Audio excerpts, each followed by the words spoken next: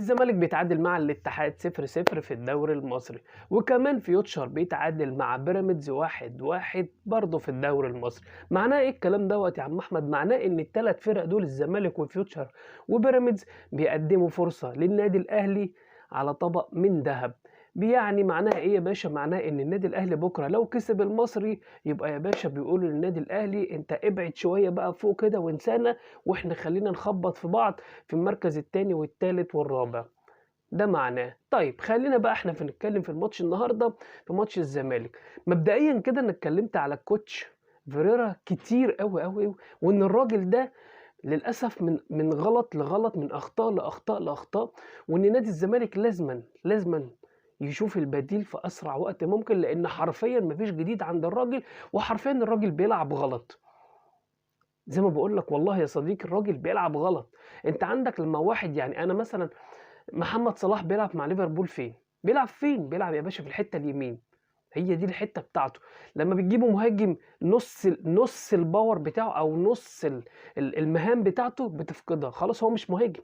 طب تعالى حطه على الحتة الشمال، انت موتت محمد صلاح نهائي. انما هو بيلعب فين؟ في الحتة اليمين. هو زيزو كده، اديله في اليمين هيديلك كل اللي انت عايزه، انما حط في الحتة الشمال ولا الهوا. نفس الكلام شيكابالا، حطه في الحته اليمين برضو احلى شغل هيعمله لك، حطه في النص مش هتستفاد منه بحاجه، حطه في المهاجم ولا اي كلام، حطه شمال ولا برضه هتستفاد باي حاجه. يا جماعه لازم كل لاعب بيلعب في الحته بتاعته هو مأدي. في لاعب ينفع هنا وينفع هنا، ممكن يقل 10% او 20%، بس برضه بيدي لك. انما في لعيبه لا، هو هو حافظ المكان ده كويس. يعني زيزو هو مكانه يمين، ازاي انا اجيبه شمال؟ دي يعني علامه استفهام كبيره من كوتش طبعا فيريرا. ده بالنسبة لزيزو. طب بقية اللعيبة، يعني حتى انت عارف لما جه يعدل بينزل نيمار، يعني نيمار اللي كان مكسر الدنيا وبيلعب برضه في الحتة اليمين ورا شيكابالا او ورا زيزو، وكانت جابها بالنار، بقى بينزله في الحتة الشمال، يعني مش على عدلته ولا في مكانه، وكمان بينزله الشوط التاني اللي هو انا اسف يعني بموتك بالبطيء. برضه علامة استفهام يعني غريبة. منين انت؟ يعني انا بحييه ان هو طلع نيمار، طلع حسام، طلع يوسف اسامه نبيه، طلع في ناس كتير ما شاء الله هو طلعها، وناس 10 على 10. دول الميزه اللي هو دي الحاجه الوحيده اللي عملها النادي الزمالك. هتقول لي خد دوري كويس، هقول لك والله مش عشان خاطر انا اهلاوي. بص لو الاهلي، والله لو الاهلي كان في حالته في وقت الراجل ده ما جه، والراجل ده خد دوري وكاس، اقسم لك بالله ما كان الزمالك هيشوف دوري وكاس. لولا ان الاهلي كان وحش، الراجل ده اللي خد دوري وكاس، اقسم لك بالله زي ما بقول لك مش مبالغه. بس ادينا شايفين مع الوقت اللي بيحصل مع نادي الزمالك او اللعيبه او التشكيله، كله دلوقتي عرف ان فيريرا غلط. هو الراجل بيلعب غلط يا باشا. انا يا باشا انا لا افقه اي حاجه. انت راجل كزملكاوي وراجل كاهلاوي بتتفرجوا على المطوشه، انت شايف الزمالك بتلعب بقالها كام ماتش في فنيات؟ مفروض مثلا ان يبقى في، يعني في فنيات متفقين عليها. عارف انت لما يكون في حاجه متفقين عليها والمهاجمين مش عارفين يخلصوا، يبقى دي عيب لعيبه. خلاص يا باشا انا عملت اللي عليا ولعبتك، انا مثلا مستحوذ وفي فرص. انما يا باشا حتى لو الزمالك مستحوذ ب 66%، انت 8 شوطات هنا و8 شوطات هنا، اللي هو الاتحاد مش مستحوذ وشايط عليك 8، هم نفس الثمانيه. ازاي؟ انت المفروض مثلا 66 استحواذ يبقى مثلا 20 شوطه، 15 شوطة على الأقل، إنما 8 و8 يبقى هو نفس الموضوع، بل بالعكس كمان. يعني أنت المفروض إن أنت متعادل وعايز تبقى مركز تاني أو عايز تتقرب للنادي الأهلي، المفروض مثلا الشوط التاني اللعيبة بتاكل النجيلة حرفيا. إحنا مش شايفين ده، حرفيا اللعيبة مش قادرة تقف على رجلها، في حاجة غلط يا جماعة، والله في حاجة غلط. وده اللي أنا اتكلمت فيه قبل كده، إن الأهلي والزمالك بالأخص أنا باتكلم ليه على الأهلي والزمالك؟ لأن إحنا من قد كده، وإحنا على طول ما بين الأهلي والزمالك، أهلي ياخد دوري الزمالك ياخد كاس، العكس صحيح، الزمالك ياخد دوري الأهلي ياخد كاس، ده يفوز بدوري أبطال، ده بيفوز بالكونفدرالية، مع نظرة بقى واحترام لأي فرقة طالعة دلوقتي. كلام جميل. قلت لكم إن الأهلي والزمالك لو ما دعموش بلعيبة تقيلة وصرفوا وجابوا وعملوا سكواد جامد، أنا آسف، مش هيقدروا يعني يجروا مع الناس ديت. انت ما شاء الله كل الفرق دلوقتي اللي داخله فيها فلوس، كله عايز يصرف. بص احنا رايحين كده شبه ايه؟ الدوري الانجليزي من الاخر.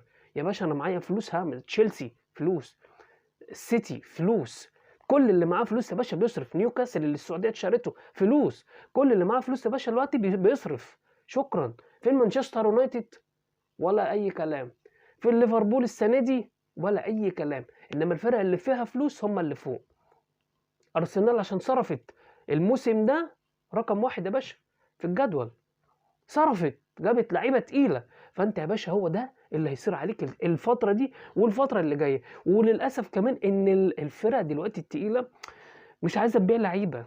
انا عندي لعيبه، انا مكتفي، لا هبيع ولا اهلي ولا زمالك. تشقلبوا انتوا بقى شوفوا هتجيبوا لعيبه منين. فلازم يا باشا انا مش هروح اشتري لعيبه وخلاص، لا ده انا لازم اجيب لعيبه تقيله، لازم اجيب سكواد تقيل. انا اسف في لعيبه في الزمالك مش عايز اقول كسر ولا عايز اغلط يعني. سامسون ده لازم يمشي، ده مش لاعب والله، ما لاعب ليه حق ان هو يلبس تيشيرت نادي الزمالك. يعني حرام ان اللاعب زي ده ياخد فلوس وجسمه اجنبي والكلام ده. المسلوسي يعني انا شايف ان نادي الزمالك فيه احسن منه بكتير بكتير بكتير، في كتير قوي. عمر جابر يا باشا برقبته. لكن المسلوسي حرفيا انا ما بشوفش، يعني مش شايفه مفيد للنادي الزمالك. لا في لعيبه نادي الزمالك لازم يفورها، والوقت ده الايام دي بسرعه. لان انت لو ما لحقتش نفسك انت ممكن تلاقي نفسك مركز رابع، ممكن تلاقي نفسك يا باشا دوري ابطال مع السلامه. فلا، مش ده اللي احنا متعودين منه كنادي اهلي او زمالك. انا بكلمك على الاثنين. النادي الاهلي بيدعم، النادي الاهلي جاب مروان عطيه، داخل في عمر كمال، بيشوف افارقه مش عارف ايه، بيدعم عشان حاسس ان نفس اللي الزمالك وقع فيه دلوقتي النادي الاهلي وقع فيه. لا فخلاص بقى انا هصرف وهجيب عشان يدوني السنتين ثلاثه اللي جايين دول يفوقوا لي الفرقه. فنادي الزمالك يا جماعه انا مش هفضل معتمد على زيزو والناس شيكابالا النهارده نزل الشوط الثاني حرفيا انا شايفه حتى لما طلع يجيب الكوره مش قادر يرجع. خلاص هو كتر خيره عمل اللي عليه. انا بقول لك شيكابالا خلاص هو المفروض يبقى موجود كده، ممكن ينزل اخر 10 دقائق ربع ساعه، لكن يلعب شوط كامل مش هيقدر. خلاص هو كتر خيره. حكم السن وحكم ان بقى في شباب بتجري اسرع، ما انت خلاص انت السن لازم أن يبقى ليه حكم كده. فاهمني؟ مش هتجيب واحد عنده حاجه و30 سنه زي واحد عنده 18 20 سنه، استحاله طبعا. كلام جميل. فلازم يا باشا نادي الزمالك يفوق نفسه بسرعه، يعمل كده اعاده تدوير بسرعه. اللي ملوش لازمه سوري يعني يطلعوا اعاره او يا باشا خلاص يبيعوه. تمام. ويا باشا اجيب بسرعه لعيبه حالا الايام دي. لان زي ما بقول لك والله لو الزمالك ما وقفش على رجله تاني وفوق الدنيا وجاب مدرب عالمي او مدرب فاهم الفرقه بسرعه يرجعها بسرعه للمكان اللي هي كانت فيه، نادي الزمالك السنه دي هيبقى في حته تانيه خالص. وان الفرق مش هترحم اي حد.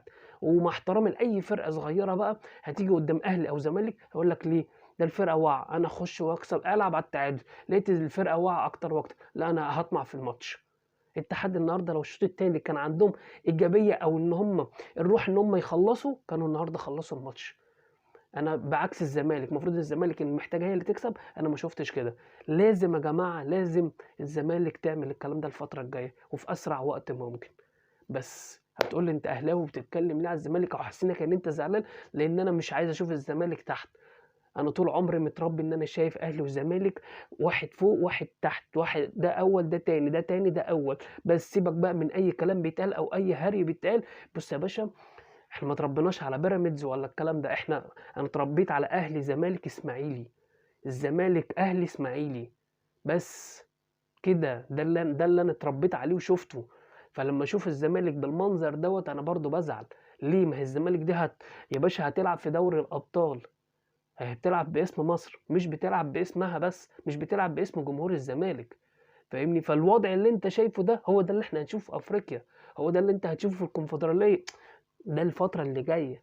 فلازم يا باشا بسرعه الزمالك يلم نفسه، لازم أن اللعيبه، لازم أن يكون في طقم جامد، لازم أن يكون في حد كده يقعد مع اللعيبه دي وفاهمهم الوضع ده مش نافع، في حاجه غلط. مدرب الاحمال الزمالك الشوط الثاني حرفيا مش قادرين يقفوا على رجلهم. اشوفكم دايما على خير، وباذن الله باذن الله نشوف الاهلي والزمالك في احسن مكان دايما. وان شاء الله الزمالك تدعم وتبقى احسن من كده بكتير ويكون ترتيبها كويس باذن الله. اشوفكم دايما على خير. سلام.